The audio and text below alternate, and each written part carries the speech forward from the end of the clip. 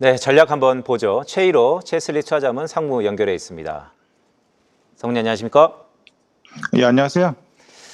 자, 상호관세 90일 유예. 복귀해 보면 지난 2017년도 트럼프 일기와 비슷한 양상도 보인다라고 할 수 있겠는데 어떻게 보셨습니까? 예, 지금과 그때를 좀 비교해 보면은 트럼프 일기 때는 2018년 3월부터 본격적으로 미중 무역 전쟁이 일어났었는데 그 당시에는 주로 미중 간 그리고 지금은 미국이 전 세계를 대상으로 하고 있다는 점에서 차이가 있겠고요. 또 일기 때는 시차를 두고 미중 간 보복의 재보복이 나타났다면 지금은 거의 시차 없이 보복의 재보복 양상을 좀 띠고 있습니다. 그다음으로 좀 주목할 만한 것이 중국의 스탠스인데 일기 때는 좀 수위 조절이 있었다면 현재는 수위 조절 없이 눈에는 눈, 이에는 이로 대응하는 상황이라고 볼 수 있겠고요. 결과적으로 그 당시에 2018년 10월에서 12월까지 주가가 단기 20% 하락하면서 약세장을 진입했는데 그때하고 좀 통화 정책 상에서 차이점이 있다면 그 당시는 파월이 계속해서 금리를 인상하면서 긴축하던 시기였고 지금은 통화 정책이 완화되는 시기라는 점에서 차이가 있었습니다. 그 당시에 2018년 12월을 마지막으로 금리 인상이 중지됐고 2019년에 무역 협상이 어느 정도 진전을 이루면서 S&P 500이 29% 정도 랠리를 가져왔었습니다.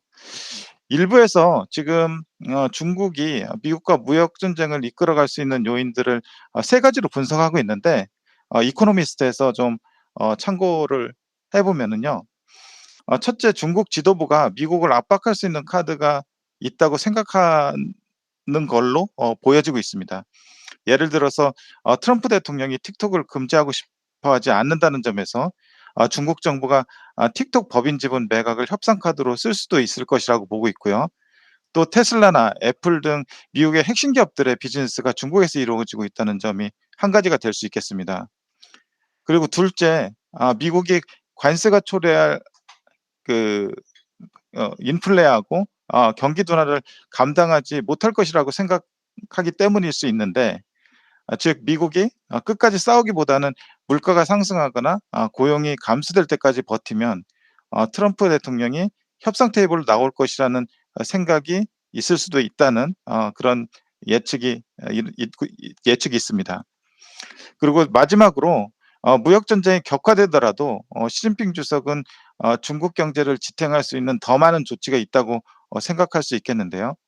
예를 들어서 2007년에서 2009년 금융위기 당시에 중국은 4조 위안 규모의 경기 부양책을 시행한 바 있고 이번에도 금리 인하 및 지급 준비율 인하 가능성 등 부양 카드를 적극적으로 사용할 가능성이 있다는데 그 근거를 두고 있습니다.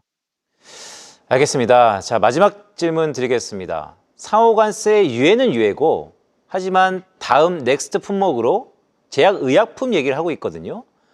오늘 우리 시장을 준비하는 투자자분들도 자, 이제 관세 품목이 다변화된다 이런 상황인데 전략을 피자면 어떻게 가야 될까요?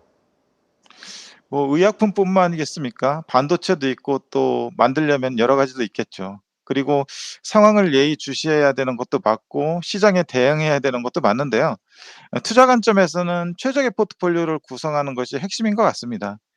이제 실적 시즌에 돌입하는데 이 시점에서 보유하고 있는 기업들의 성장성이나 수익성 같은 기업 펀더멘털을 점검할 필요가 있겠고요. 아울러 관세 관련해서 기업별 대응도 참고하면 좋을 것 같습니다. 이 원론적인 얘기긴 한데요. 기업들을 투자하는 관점에서 보면 이런 식의 대체 불가한 상품과 서비스를 제공하는 기업들에 더욱 관심을 가지면 좋을 것 같습니다. 그런 기업들은 설사 관세와 같은 외부 요건에 의해서 주가가 하락하더라도 버티거나 좀 더 좋은 가격에 더 싸게 살 수 있는 기회를 주지만 그리고 또 결국 주가도 강력한 펀더멘털에 의해 수렴될 것으로 보여지지만 그렇지 못한 경우는 외부 여건에 의해서 주가가 하락하더라도 더 매수하기 어렵거나 비자발적 장기 투자가 되기 쉽습니다.